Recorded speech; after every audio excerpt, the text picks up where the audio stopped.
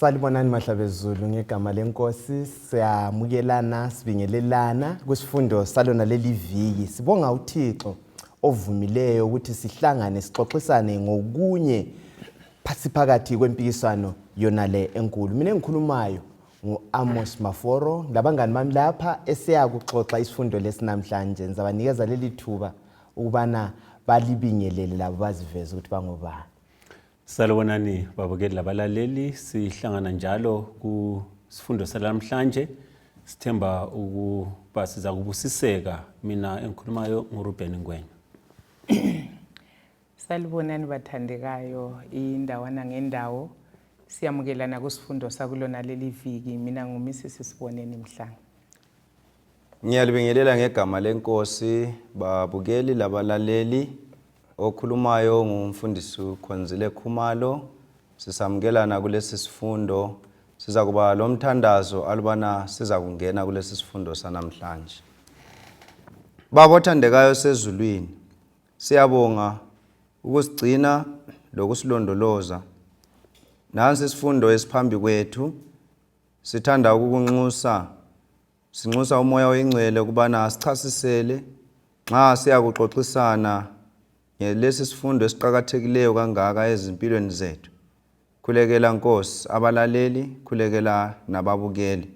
Ndawonye nxa siyakukhangela lesi sifundo, sicela ukubana wena ukhulume, sisizwisise lesi sifundo njalo sisiphathise enkambeni yokukholwa. Ekupheleni kwakho konke sikukhulekelayo ukubana usibuthe siyimulinye, sisindiswe, siyehlala lawe ekhaya labangcwele osilungiselela lona. Umthandazo wethu okukholwa lokwethemba kulo igama lenkosi uJesu yakhuleka. Amen. Amen. Amen. Siyabonga sihlobo esithandekayo. Sikusifundo sesikhombisa. Lapho sikuxoxa ngokukhuthazeka ngenxa yethemba. Nxa kulento ethathekisayo indaba yethemba ngwena. Ithemba elibusisekileyo, ithemba lokuza kwenkosi yethu uJesu. Yilo ithemba esingalo namhlanje. Sakucela mfundisi Khumalo sibalele ivindinyana yokwaziwa ngekhanda uIsaya 25 ivesi 9. Isaya 25 ivesi 9. Ifunda kanje: ngalolo suku baza kuthi, ngempela lo nguNkulunkulu wethu, sethemba kuye wasikhulula. Lo nguJehova, sethemba kuye, kasithokozeni sithabe ngokusisindisa kwakhe. Sikhangele yona le ivesi lesihloko sethu indaba yethemba. Uyazi abantu abanengi emakhaya lapha ikakhulu omama bathenjiswa into eziningi ngobaba. Bengakathathwa ngwenyazi wena wawuthembisa wena ngithi onye wakho nasagcwalisanga ngithi kodwa kule ndoda ethembekileyo othembisileyo lesi sithembiso uthembekile. Kuyini okuzwayo ngesihloko lesi la ku memory text yethu le? Okwaqalisa ukuchila ukuthi othembisile usiba lethemba ngenxa yokuthi othembisileyo uthembekile, ngoba alubo bengathembekalanga njengathi abantu isithembiso sakhe besiza sithatha lula sikwazi ukuthi hayi mhlawumbe angehluleka lo ngehluleki. Yikho ke uthola ukuthi nxa sikhuluma ngethemba sikhuluma ngokuza kwaJesu kwesibili. Ukuza kwaJesu kwesibili kulithemba elisenza sihambe lanxa kungahambeki, elisenza sikhulume lanxa kungakhulumeki, elisenza sibekezele siqinisele lanxa kungaqiniseleki. Yikho isifundo sethu lamhlanje sithi sikhuthazelwa lithemba. Kungani sisho njalo? Imemory text ibisivuma ukuthi kulosuku oluzayo lapho esiza kukhangela empumalanga Maforo sithi nansi inkosi obekukade siyilindele ibithembisile sigcwalisile. Hey malusheshiswe lolo suku. Hey Ngwenyazi okungithinta kakhulu ngesithembiso lesi ukuthi asoze siphuthe. Right. Yazi esindebeleni kule sake sithi themba kalibulali. Ya ngoba abantu bathembisa izinto bangazigcwalisi. Bathi ngithanda uPetro. Petro nxa esebhalela ibandla ya esekhuluma ngento leyo uthi hayi vele linto asonganekwane esiyikhangeleyo. You know, uphithule evidence yokuthi uJesu uzabuya ebambekayo. Ungafunda uMatthew chapter 16 kule ndaba engiyithandayo, uKristu achiye idemonstratile entabeni akhazimuliswa ngayo. Yiyo uPetro athi ku Second Peter chapter 1 and First Peter chapter 1 akhuluma ukuthi nxa silibhalela lindaba asondaba yenganekwane. Uthi thina sasikhona entabeni. uJesu wavela wakhazimuliswa, kwavela uElijah lo Moses. Yona liyana ungayifunda imbali kaMathewu 16 ye-transfiguration iveza ukuthi uJesu wachi assurance, wachi demonstrate ukuthi ukuza kwakhe kuza kuba njani. So sibamba ithemba elingasoze liphuthe maforo. La nxa kungaze kube buhlungu njani, one day inkosi izavela ngamayezi. Umfundisi Khumalo, ngiyasichazela lapha lama references eBhayibhelini indaba leyi khulunywa kanengi kanjani indaba yethemba le. Siyabonga Elder Maforo. Nxa sikhangela indaba yethemba kakhulu ithemba esikhuluma ngalo nguJesu. Lokuza kwakhe. Sithola ukuthi iBhayibheli phose yonke ku-Old Testament la ku-New Testament iyafakaza kakhulukazi ngokuza kukabani kukaJesu. Kusitsho ukuthi ke ukuza kukaJesu ke yikho okumqoka esiKristwini, yikho kumqoka ebantwini abathembe uJesu, ngoba ukuza kukaJesu ke yilo leli themba. Kusitsho ukuthi khona kulezinto eziyabe zizungezile kule mumo eminengi eyabizukenze abantu, kuyabe kubaliswa ukugula, kubaliswa izimfa, kubaliswa lokhu lalokhuyana, but singanakana ngokuza kukaJesu siba lakho ukukhuthazeka, sisiya phambili. So ungananzelela ke umlobo wesifundo usibhalele lapha ukuthi khona more than 1845 references ezokuza kukaJesu ku-Old Testament kuphela.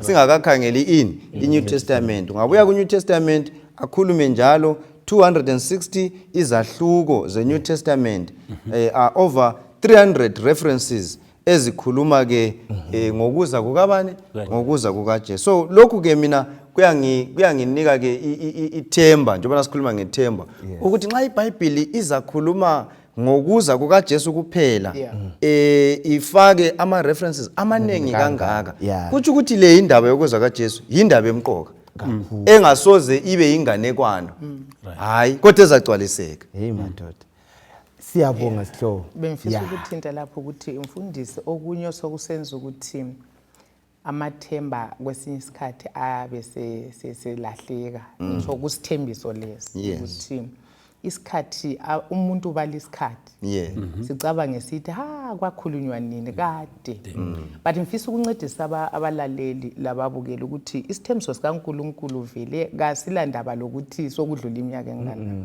kodwa uNkulunkulu angakhuluma ilizwi liyagcwaliseka. Khangela ukuthi uJesu vele ethenjisa ukuzokokuqala kwahlala iminyaka eminingi kakhulu, about 4000 years, but isithembiso isikhathi sesichayile sagcwaliseka. So la lesi sizagcwaliseka kakhulu, ayikuphutha njengoba sekutshilo umfundisi.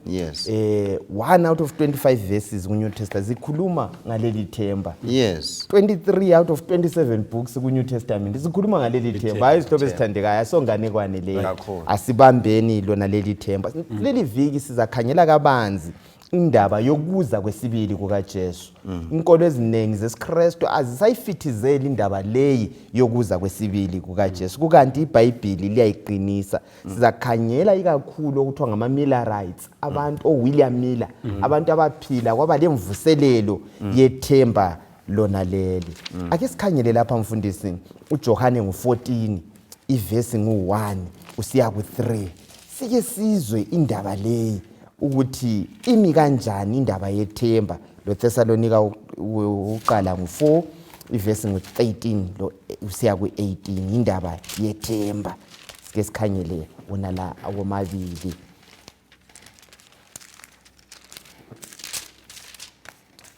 uJohane 14 verse 1 to 3. Ithi yona inhliziyo zenu kazingakhathazeki, thembani kuNkulunkulu, thembani njalo kimi. Emzini kaBaba kulezindlu eziningi, aluba kungenjalo ngabe ngalitshela. Ngiyakhona ukuyalilungisela indawo.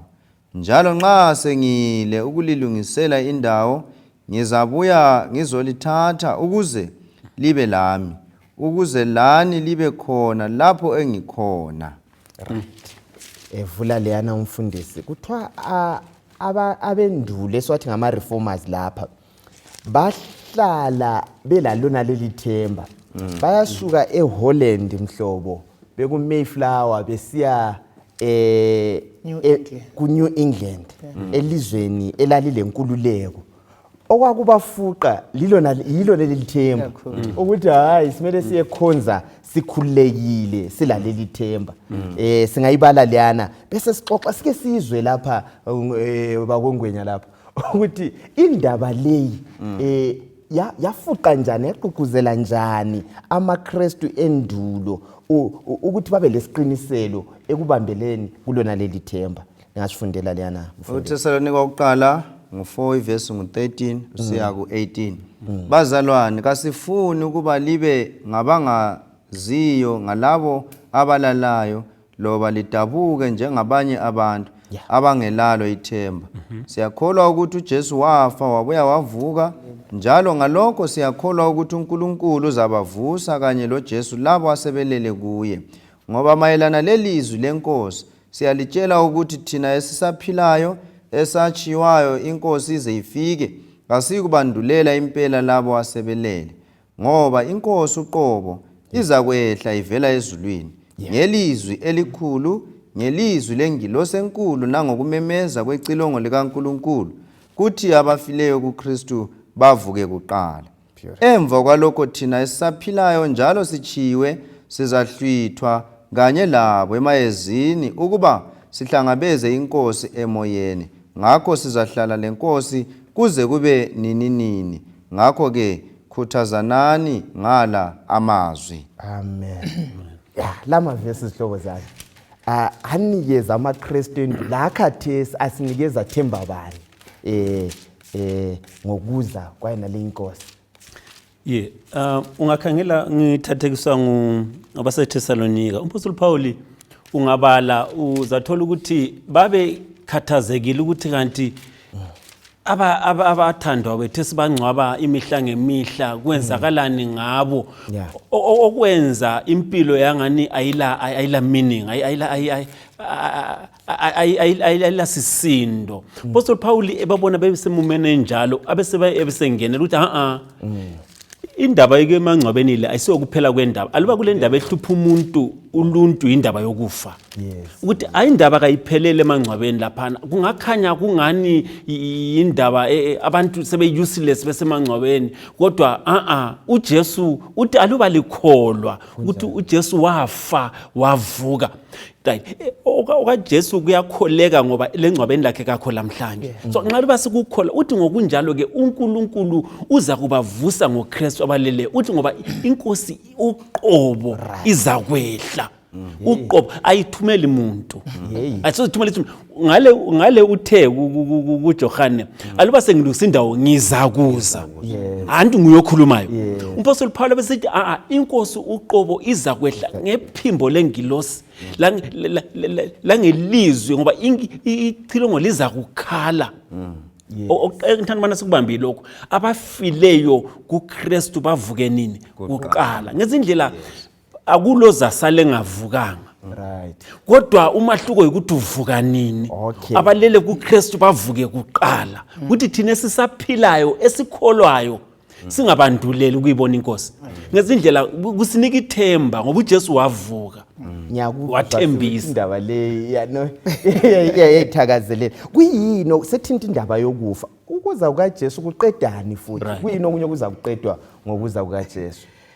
Umfundisi uke wathinta laphana singenisa isifundo ukuthi madoda leli yilithemba. uTitus 2 ivesi ngo13 laphana uthi lithembe libusiswe. Yes, Ngoba siphakathi kwenhlupho, siphakathi Right, kwenyembezi, siphakathi kokukhala, and ukufa, ikakhulu into yokufa. Yilo lodi ithemba esilala ukuthi linto eginya izihlobo zethu lathe yikho izasiginya one day izaphela. So sikhangelele lo themba, siqinisela okwesikhatshana, sikwazi ukuthi yala nxa sekulomnyama kodwa kusakuyeza kuseduzana. Yes. Siyabonga udadewethu laphana ekhuluma indaba emqoka ikakhulu ekaTitus ukubana leli lithemba elinjani elibusisekileyo. Now so esikunanzelelayo ukuthi ke isethembiso sokuza kukaJesu yinto ongamelanga siyesabe. Kodwa yinto okumele siye siyithakazelele. Yes, umlobo uthe siyi-embrace. So yinto emele siyithakazelele ngoba nxa kuyikuthi uJesu akabuyi, then ukuphila kuyize. O impilo ayelamuthi. Yeah, ngoba nxa kuyikuthi uJesu kabuyi, lezi zinto ezenzakalayo ezisehlelayo njengoba abafowethu bekuthintile. Ukufa, injustice ekhona emhlabeni, lokhana ama abuses akhona emhlabeni. Nxa kuyikuthi uJesu kasozabuye azokuqeda konke lokhana, then ukuphila kakulamuthi. So ke ukuza kukaJesu yikho kuqhakathekile kakhulu, kumele sikuthakazelele, sikulangathelele, sikulungiselele ngoba kwenza ukuthi kuphileke, kwenza ukuthi whatever iloba yini oyabuhlangana layo uwazi ukuthi hayi lezi zinto ngeze sikhatshana zizafika lapho ezinjani ezimakhona. So kwenza ukuthi impilo ibe lomutsho. Ngithanda indaba ayithintayo Maforo eyokulungiselela. Uthe kabe kumele ukuthi silungiselele.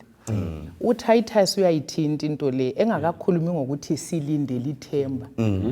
Kulolutho olufanele ukuthi mina lawe silwenza ngoba kuverse ngu11-12 lapha uthinta ukuthi indaba youmusa kaNkulunkulu okusisindisa uzile kithi sonke. Kuverse 12 sesithi kufanele sale konke kungalungi sibalekele inkanuko zomhlaba sibe sesiphila njengabanga abasopa isihlambulukile ingqondo zethu zicabanga kahle kulo umhlaba esiphila kuyo owesono lo wenhlupheko lo wenyembezi bekufanele ukuthi ngabe thina umuntu munye ngamunye ulungiselela lo lusuku olukhulu ngokuthi aphile ngobungcwele isono sisifa impela isono sife impela. Siyabonga seliphendule lo mbuzo vele kade ngilami lokho ngizibuzo nxa singakhipha thina ukuza kwenkosi ngwenya ukholo lwethu mfundisi Khumalo usala lule sense yini iKristu ngakhipha ukuza kukaJesu kusala kuyikwi yiko umpostoli Paul esithi aluba uKristu engezi abantu ukuthi bazwelwe usizi ngamaKristu silusizi kakhulu singabantu abahawulisayo siyabonga kakhulu sike sikhangele indaba leni abadala bethu ovula indlela bethu bake bayikhangela indaba yona le kuthiwa babe kukholwa ukubana ukuza kukaJesu kuya kubonakala ngamehlo ethu bona la kuya kuzwakala ayisomfihlakala. Siphila esikhathini mhlobo khathesi abantu abaningi bekholwa ukubana uJesu ukuza kwakhe kuyaba yimfihlakalo. Kule mfundisi Khumalo ezinjenge rapture kwangani Jesu uzabuya tshontsha abantu isecret rapture kwangani kunjani njani. Indaba yokuthi singagxila elizwini lenkosi ngoba lindaba le uSathane uyayazi ukuthi yeqatheke kakhulu ufuna ukuletha iconfusion.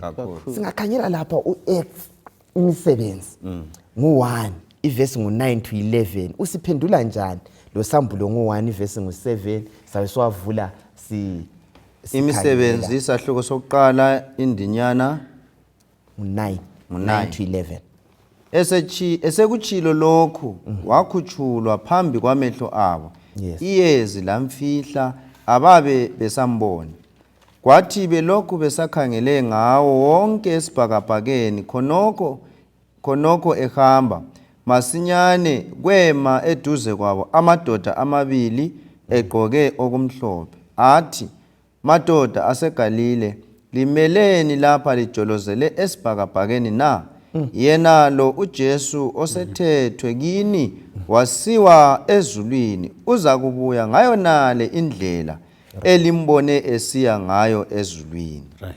Ngicela ungasakhanyela usambulo lesichasisa sikhanyela uMateyu ngo-24 ivesi ngo-27 lo 30 lo 31 ya usambulo ngo-1 ivesi ngo-7 uyatsho ukuthi bheka ngiyeza angithi phela afa amehlo onke azanjani azakumbona asikhanyela uMateyu ngo-24 Mateyu 24 verse 27 lo 30 lo 31 ngoba njengombane osuka empumalanga uhle ubonakale lasentshonalanga kuza kuba njalo ukufika kwendodana yomuntu.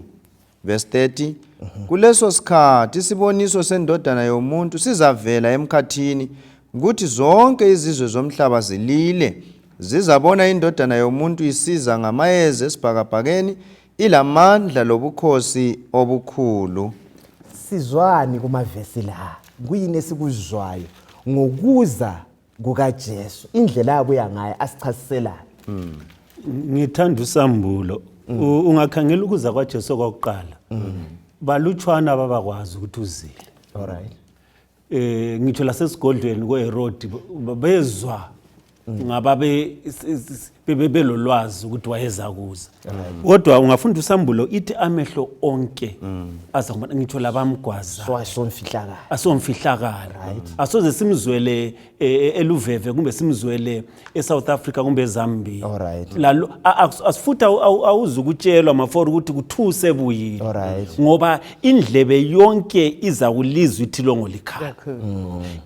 Ayikhona abaphilayo indlebe zabasebeyinhlabathi zizalizwa ithilongo likhala. Siyabonga khona okunye sikutholayo ungafunda icommentary eka exant imsebenzi 1 lapha kuthiwa uJesu eqeda ukuba ubusisa kwabonakala iqula lezingilosi lisiza livele ezulwini yikho lo mloba kutsho ukuthi ngamayezi iglory yezingilosi. So umumo wawulaphana kwakungaso vision kwakuliteral babembona ngamehlo kuthiwa esiye kubambeka esakhuluma amazwi okugcina bambone ephakama. So yikho ingilosi nikubufakazi ukuthi lo ngendlela elimbone ehamba ngayo uza kuza ngendlela efana nayo.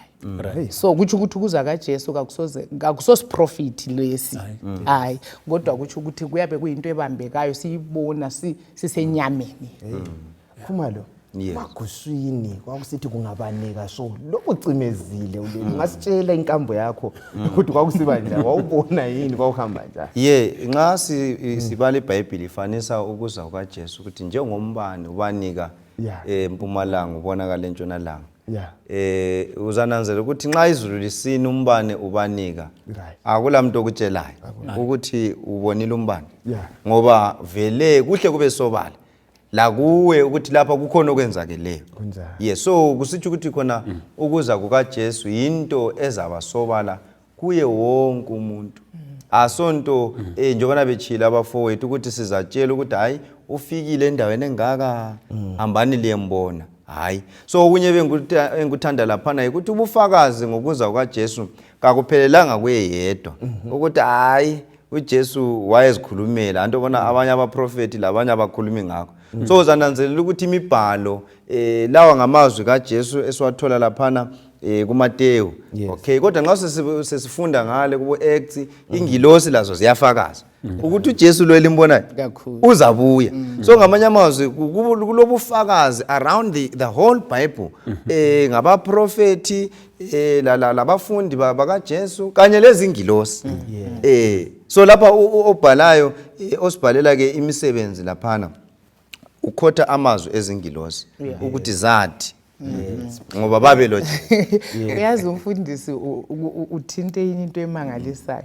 Mina nyake ngizwe asike sixoxeni lapha ngokuthi imfundiso ezikhona mafori kwathinta ngokuthi usathana into yokuza kaJesu leyo kayifunda kuyizwa ende uyayidiliza. Kule mfundiso ezimbili emfisa sizithinta indaba yokutshontshwa kwabantu secret rapture kumbe indaba yokuthi ukufa komuntu ukuza kukaJesu empilweni yakhe. But mbone ngani ubufakazi esibuthole elizwini likaNkulunkulu budiliza yonke imfundiso kaSathane ebuya ngoba uSathane ngavelethi ukufa komuntu ikubuya kaJesu kutsho ukuthi vele sedilize yonke into ngali glorious ngalokho ukukhazimuliswa esikulindele njalo singavele sivuma ukuthi abantu bazatshontshwa so ngicabanga ukuthi njengabafundi beBhayibheli babukeli labalaleli kasike silikholweni ilizwi kaMlimi sithatha ithuba lokuzifundela ngoba ezinye imfundiso sizizwa zikhulunywa kuma pulpit kodwa ilizwi kazili confirm kazili vezi ukuthi izo lezo izimfundiso ezikhona ukhangele uFirst Thessalonica 5 siya ku2 lo 5 yes so abensithi kungezelela khona lapho ukuthi ukuza kukaJesu kuyancedisa vele ukuchasisa izimfundiso ezinengi ezingekho eBhayibhelini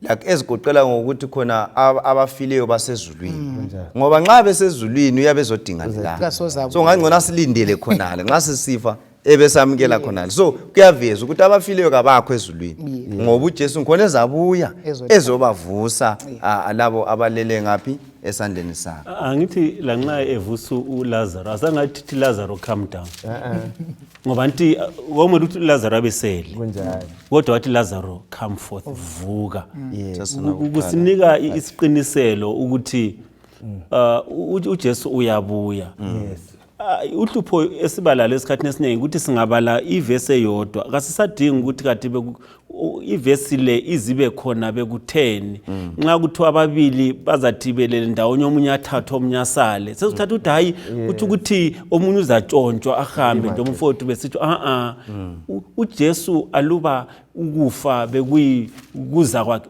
uzalinda sesife sonke bese sihamba kodwa uthe uyabuya beautiful siyabonga ukuchazelwa ngalindlela maybe sikhangele kuThessalonika indaba yona leyo yokutshontshwa sike sitsho ukuthi nxa kuthiwa ubuya njengesela kuchiwoni sikhuluma ngani ungasibali Thessalonika uqala ngo5 verse 2 to 5 yes verse 1 bazalwane mayelana lezikhathi lezinsuku akusweleke kuba silobele ngoba likwazi kuhle ukuthi usuku lwenkosi luzafika njengesela ebusuku abantu besathi ukuthula lokuvikeleka incithakalo izakwehlela phezu kwabo ngokujuma njengomhelo kowesifazana ozithweleyo njalo kabayi kuphunyuka kodwa lina bazalwane kalikho emnyameni ukuba usuku lolu lulijume njengesela lonke lingamadodana okukhanya lamadodana emini kasisibo bobusuku loba abomnyama ivesi yacaca ngithi ukhona ungengeza ukuthi nxa sikhuluma ngokuthi uza njengesela sikhuluma ngani mina engikuzwisisayo ngesifaniso lesi ukuthi isela maforo mhlali siza lizogqekeza kakho lungiseleleyo kakho lindeleyo ikujunywa kuphela so akulethayo lapha uThixo empilweni zethu ukuthi singekela ukulalela ilizwi ngoba uJesu usitshelile Mateyu 24 usitshelile ukuthi lizabona lokhu langalokhu so bekumele nje uba sike sakuthinta ukuthi silungiselele lona lolu suku oluzayo nxa singalulungiselele kuthi ukuthi kulapha esizajunywa khona so lapha mina mbona amaqembu amabili abalungiselela ukuza kaJesu abazakwazi izikhathi ukuthi singabona sokulalokhu la sokuseduze ende sokusemnyango kube sokusiba labanye abazalala baqhubeke ngempilo yomnyama yiba bazajunywa ngaleso sikhathi Mfundisi Khumalo kule ndoda leyi ngwenya okuthiwa nguWilliam Miller ku Adventism nxa sikhuluma ngeAdventism kuma early 1800s kuya ikakhulu 1831 sisibuya siya ngapha kuyini esikwaziyo ngayo lisibambele uIsaya ngo28 verse 9 to 10 sikhangele la sifuna ke sikhangele uWilliam Miller leBhayibheli nguquko bani kuyini okwenzakalayo empilweni kaWilliam Miller uWilliam Miller uphile ngesikhathi ngesilungu sithi se-Reformation. uWilliam Miller ebale iBhayibheli wathola amaqiniso amangalisayo, amaqiniso anjengokuthi sisindiswa ngokukholwa, akasisindiswa ngemsebenzi. Kunenge athi sekubalile wakuthola, wathola futhi lesiprofeti esifihlakeleyo, isiprofeti sika Daniel. Athi sithe bale indaba yethabanekeli lenkonzo ezazikhona esesiyabala labo Daniel, wasesiyathola amaqiniso aveza ngokuza kukaJesu. Okunye futhi awakuthola kakhulu ukuthi isiprofeti sona asifakwanga sathi ba sobala kule mfanekiso esetshenziswayo njalo ukuthi imfanekiso le ayisiyo ukuthi ngizwisise prophet fanele ukuthi ngibe lamakhiya njengokuthi nxa uzangena endlini ekhiwe kudinga ukuthi ube lamakhiya afaneleyo so ukuthi njalo amakhiya lawa akasiphonga kuwathola mhlawumbe engqondweni zethu iBhayibheli ithi umzila ngomzila lapha kancane lapha kancinyane kumele ukuthi amakhiye esiprofeti siwathole ngapha futhi eBhayibhelini lizikhinule lona iBhayibheli ngoba kungani abantu abaningi bathi uDaniel incwadi kwathiwa Daniel ivala izafundo ezulwini kungathi ngale ngase siya kusambulo kuthiwa isambulelo ngezindlela sokuyincwadi enjani eyambuliweyo okambuliweyo ngosokubonakala kuyonke umuntu so sizathola ukuthi ulamila babathola eBhayibhelini izihluthulelo lezi ezesiprofeti okwenza ukuthi uDaniel asobe balincwadi kaDaniel ibe sobala babona ukuthi kuyini okutshoyo. Siyabonga ukusichazela lapha mfundisi usibalele kushithizela indaba le uIsaya ngo28 9-10 uthini? Isaiah 28 verse 9 and 10. Ngubani lo ozama ukumfundisa umbiko wakhe uchazela bani na? Right. Kulabo bantwana abaphusiswe ekumunyeni lalabo abasanda kukhutshwa ebeleni na? Ngoba kumi kanje yenza lokhu umthetho phezu komthetho umthetho phezu komthetho kuthiwe hacha laphayana. Right. Sibalelo Proverbs 8-8 lona indaba elethwayo ngemibhalo ngithi phela ukuseke wayichasisa ukuthi sicaphune lapha sicaphune laphana ungakhayela uIzaka ngo8 ivesi ngo8 lo9 wonke amazwi omlomo wami aqondile kalikho lelilodwa elitshekileyo loba elingcolileyo kulo ozwisisayo wonke alungile akula nkohliso kulabo abalolwazi. Alright kumavesi la zixwayiso bani sizitholayo ezokuthi iBhayibheli silichasise ngayiphi indlela mhlobo? Umfowethu besike wathinta lapha ukuthi uIsaya uveza ukuthi kakucatshunwe lapha kancane.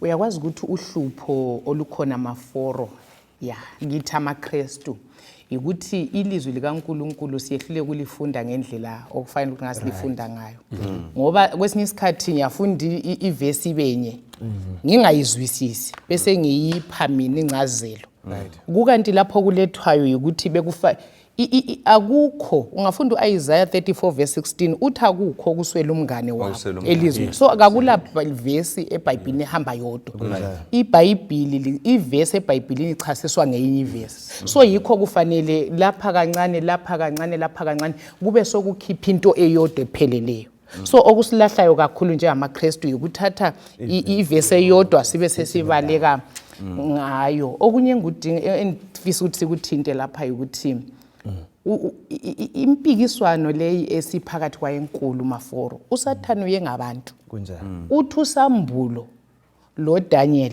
vele ngamabhuku avaliweyo uJesu mina ngicabanga ukuthi into le vele wahle wayiaddressa ngoba nxa ufunda uMatthew 24 ikhuluma ngenkohliso yensuku zokugcina wafunda uverse 15 lingabona inkohliso ekhulunywa nguDaniel isime endaweni kaNkulunkulu ofundayo kaqedisisi kuthi ukuthi into lezi vele ezisegcekeni bekudinga ukuthi thina sidinga amandla kamoya oyingcwele umoya oyingcwele nguyafunzelela amadoda abhala lumbhalo so nguye oyaziyo incazelo yonke usambulo 1 verse ngo3 uthintile lumdala u1 kusiya ku3 uthi isambulelo sikaNkulunkulu sikaJesu uNkulunkulu ampha sona ukuthi asambule wasambula ingilosi satshela uJohane ukuthi achazele uluntu ukuthi so uSathane uyakwazi ukuthi isiprofeti lesimumethe imessage yethu udaba lwethu esiphile ensukwini zokuphela so uzafuna ukuthi ayivalele phansi ingaziwa uJesu azafike ende kuzasenza sehluleke ukwenza amalungiselelo afaneleyo nxa singazwisisanga incwadi lezi ezesiprofeti so asibeni le keys tuthile mfundisi Khumalo Yes, hayi ngifuna ukungezela lapha ukuthi kuthinte udlula u2 Peter 1 verse 19 to 20 uyasivezela ukuthi iBhayibheli kalizanga ngentando yomuntu kodwa abantu baholwa ngumoya oyingcwele basebebhala khona lokho umoya ayefisa ukuthi banjani bakubhale. So umoya oyingcwele nguNkulunkulu uqobo lwakhe.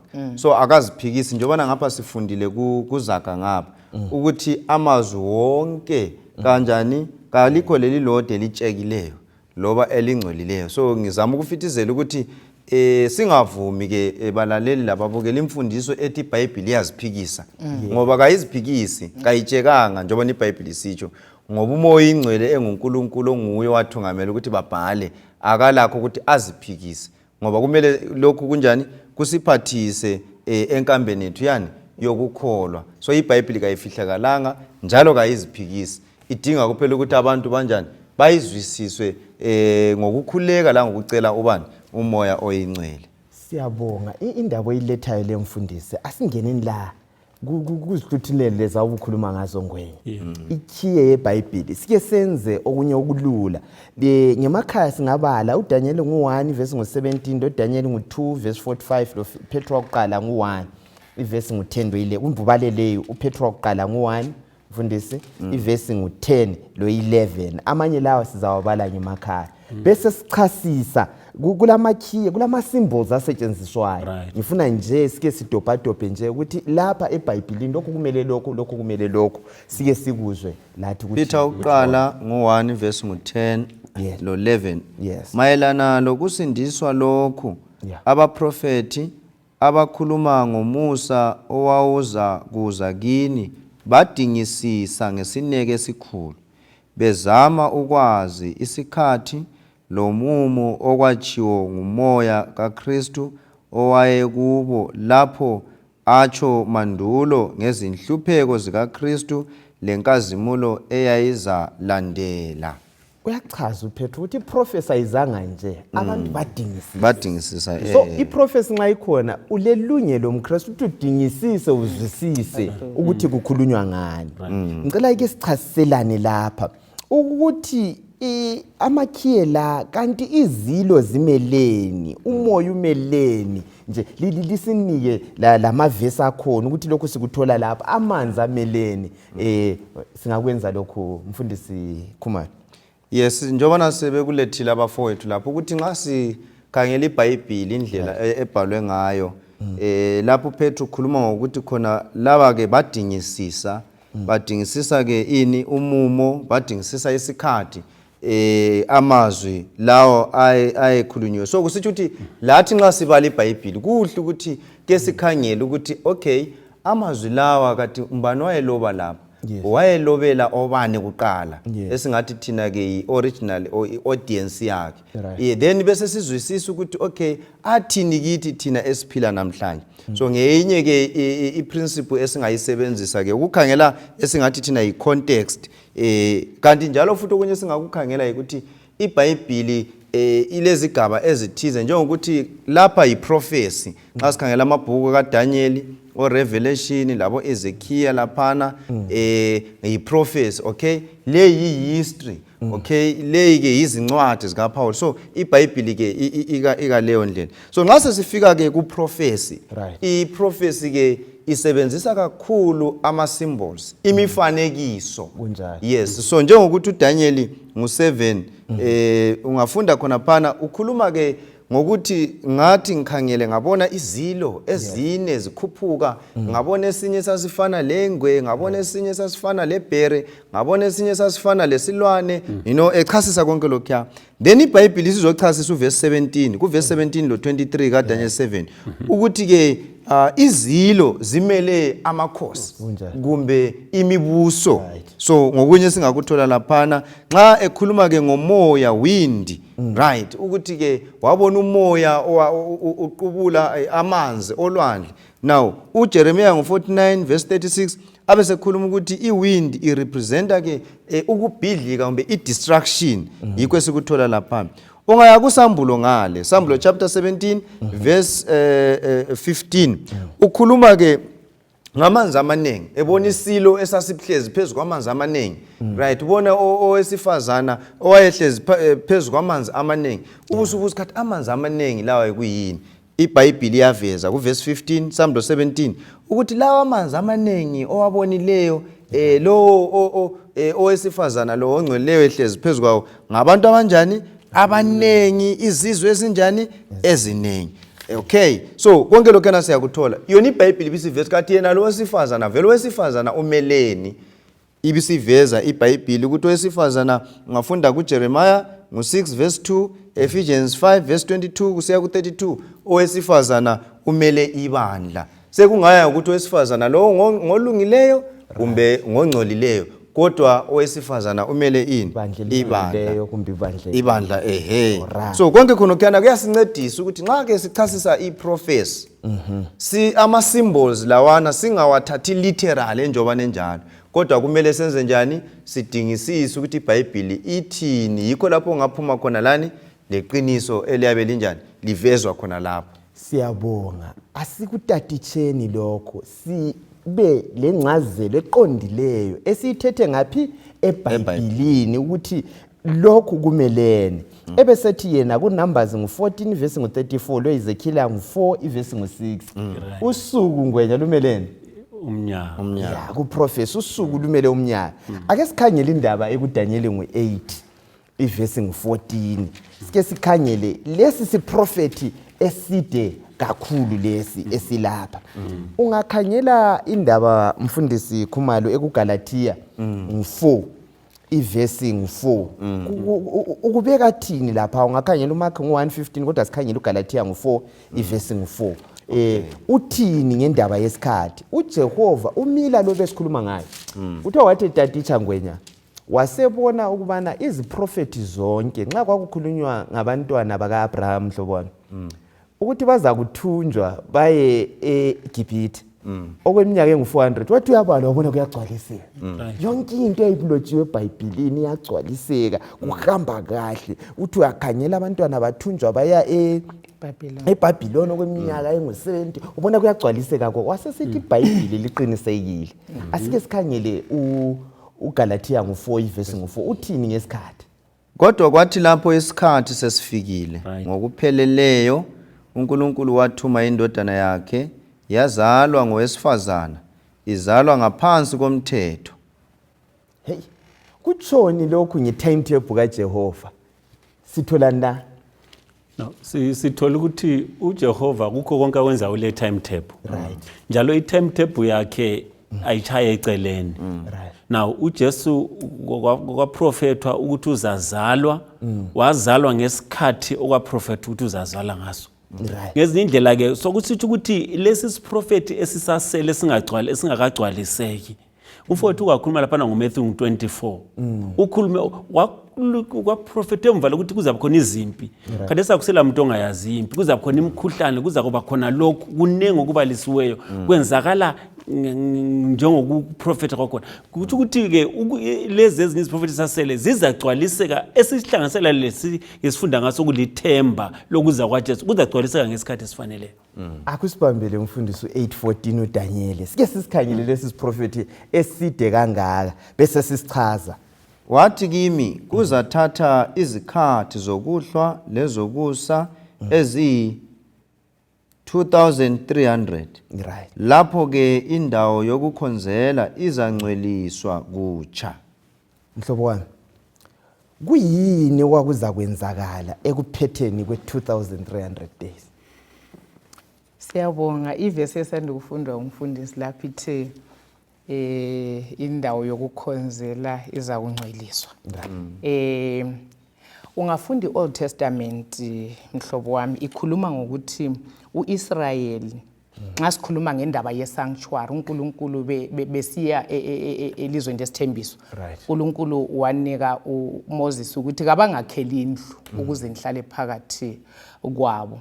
So sizathola ukuthi kwahle kwaba lezi nkonzo ezazithatha indawo kusanctuary ezazizinkonzo okwakuphethwe kwakhona uIsrayeli evuma izono ya kule mhlatshelo yayisenziwa kuchithwa igazi.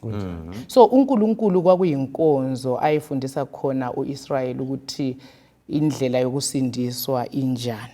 So lokho kwakuseba lenkonzo za sokuzonke kube sokusiba lenkonzo eyayisenziwa kanye ngomnyaka. Yeah. So eyokuhlambulula ithempeli. So igazi lalichithwa lalichelwa ethempelini.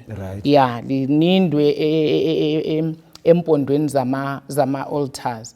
So kanye ngomnyaka kwasokudingeka ke ukuthi indawo leyo yokukhonzela ihlanjululwe. So yiyo le ekhulunywa lapha ukuthi ngemva kwale iminyaka indawo kaNkulunkulu ifanele ukuhlanjululwa. Kodwa kufanele sikunanzelele ukuthi lapho okuphelela khona leli thuba indawo yokukhonzela uNkulunkulu enjalo le temple yayingasekho emhlabeni lapha. So kakukhulunywa ngokuhlanjululwa kwendlu elapha.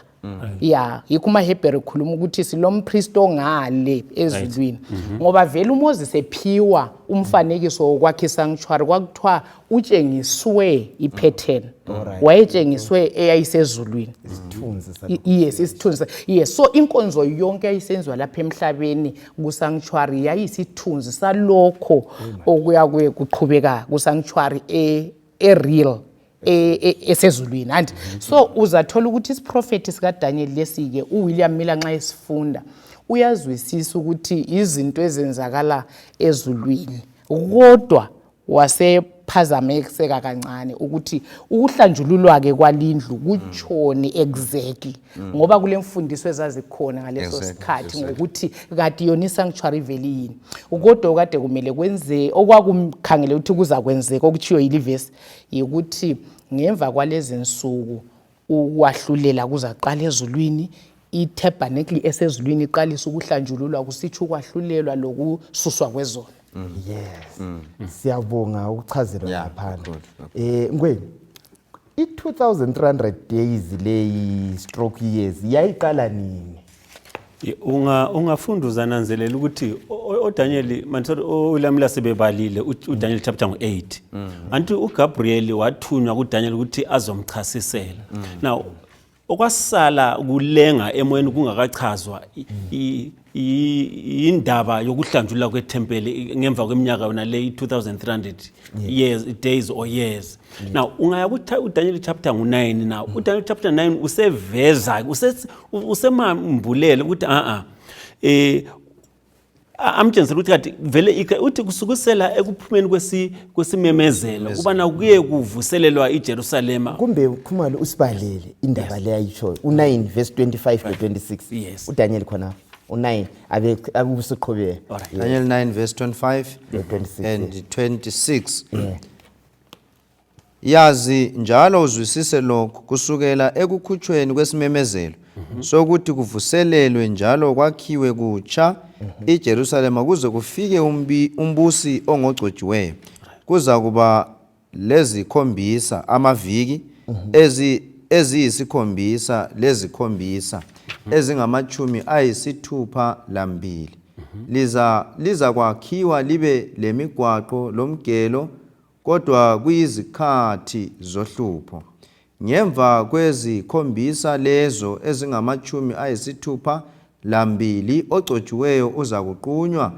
afe engela lutho abantu bombusi ozakuza bazalibhidliza idolobho lendlu yenkonzo ukuphela kuzafika njengesikhukhula impi izaqhubeka kuze kube sekupheleni sekumenyezelwe izincithakalo. Siyabonga mfundiswana qhubeka bengithi sibali kulezi memezelo ezintathu ezenziwa ngumbuso waseMedo-Persia right sinanzelela ukuthi uIsrael kwamele ukuthi ahlale ngosiprophetic kaJeremiah 25 70 years i70 years sesiyaphela uDaniel ekhulekela ukuthi inkosi sokumele ukuthi sibuyele now ekukhulekeni kwakhe now kusinanzelela ukuthi kulesimemezelo sokuqala lesesibili esasimayelana lokuvuselelwa kwemiduli kumbe indonga ezaze khonqolezele yini uIsrael kodwa sesithathu esika Artaxerxes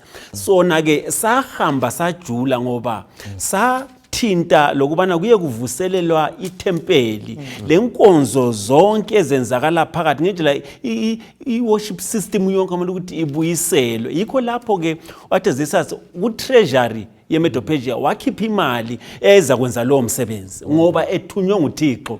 Ngoba uThixo ngale uthe ngimkhethile inceku yami. Now ebese siyaphambili ke phezu kwalokho wasokubuyela lezi zitshe ezasethe ngoNebukadnezar ezabulala uBelshazzar zabuyiselwa ethempelini ngoba kwasomuntu kuyekhonzwa. Leso sivumela isimemezelo senziwe ngo457 BC. Alright. Sinanzelele futhi balalela ukuthi ngo-BC iminyaka ebihamba nyovane from 457 siya ku456 kusehla kusiya phansi. Na oDaniel ke man William ke sebekubalele lokho bakunanzelela ukuthi okay ungababalelo Ezra chapter 6 to chapter 7 right bananzelela ukuthi ngo457 siphiwa lesi sivumelano ingilosi ithe kusukusela ekuphumeni kwesivumelano kusiya kogcotshiweyo i69 weeks okuyi 483 days, which is 483 years. Ungayibhala ke uyehlisa ifike iqansa iza kuthatha isa ku 457 BC.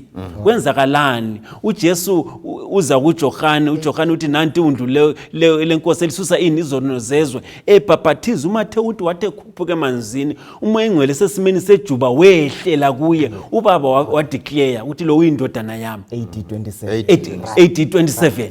Now ebese sithi ke uza kuba lokukhulumisana labo okweviki ngoba kuvesi esibaleke kulenye ivesi engaphezulu kwale ithi abantu bakini Daniel baphiwe amaviki angamachumi ayisikhombisa 70 weeks.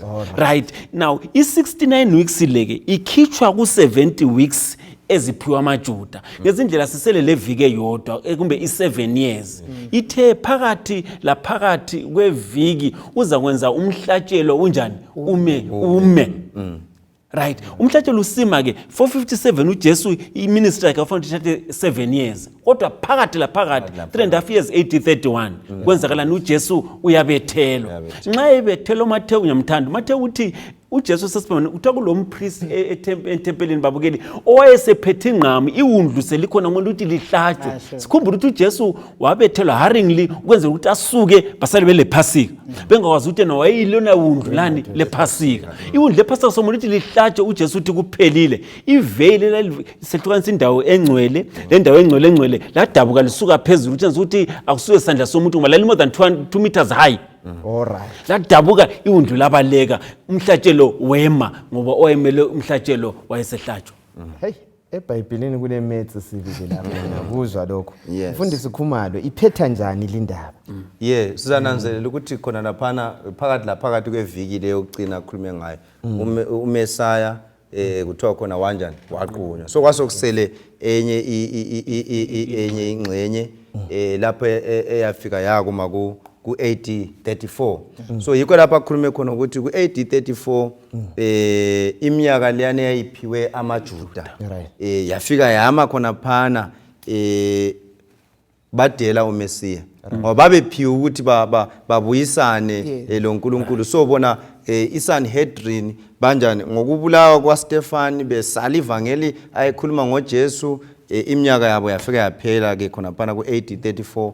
Then ivangeli ke lase livulelwe ukuthi lingene ezizweni zonke kusiyafika ke ekuzeni kaJesu. So ku AD 34 laphana kodwa siphiwe 2300 days or years kwasokusele eminye iminyaka laphana engu1810 so eyiyo ukuthi ungayi-eda ukuthi sinike 2300 iyahambiye kuma ku1844.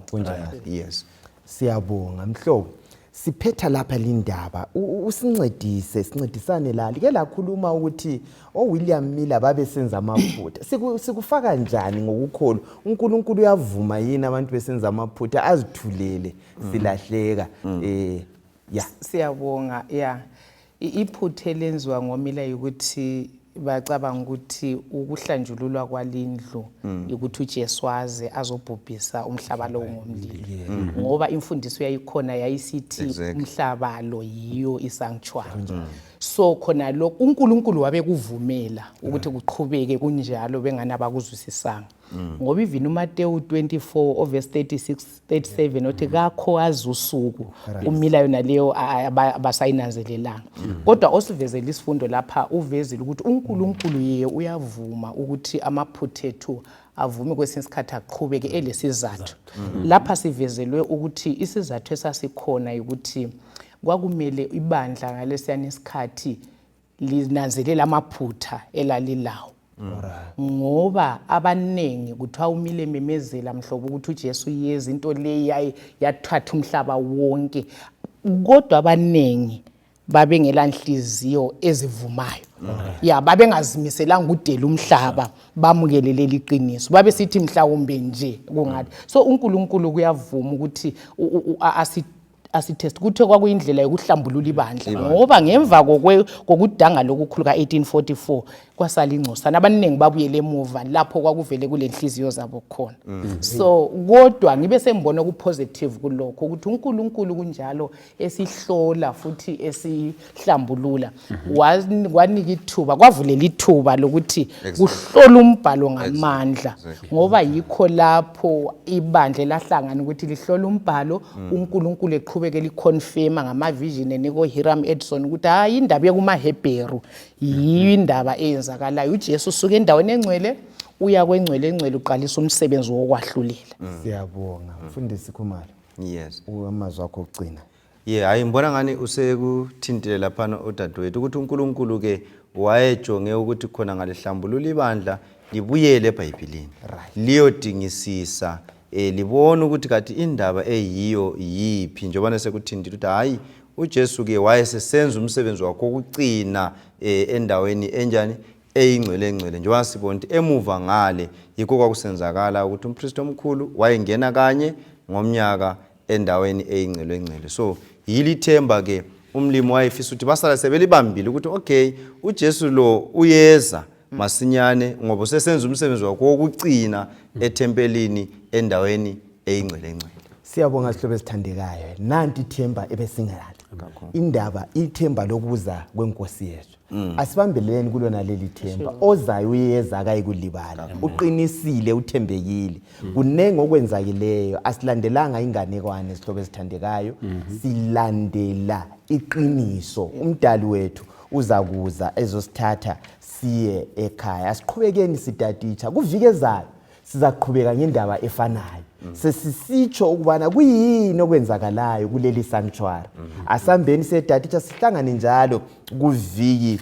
elizayo lapho esiyabe sikhangela ukukhanya okuphuma ku sanctuary uJehova kasichiye sisemnyameni Elder Ngwenya ngasinikeza umthandazo asikhuleke nini Baba ingcwele okhona ngikhaya ezulwini siyabonga ngesifundo esimangalisayo lapho osivezela amaqiniso asobala amayelana lokusindiswa kwethu sengathi ke ungasiphathisa aluba kulona lolu hambo lokukholwa sivulele amaqiniso ngoba uchile kubana siza kulazi iqiniso leqiniso liza kusikhulula sibusise ubusela ababukeli labalaleli sicela konke ngokukholwa ngalo igama lika Jesu inkosi amen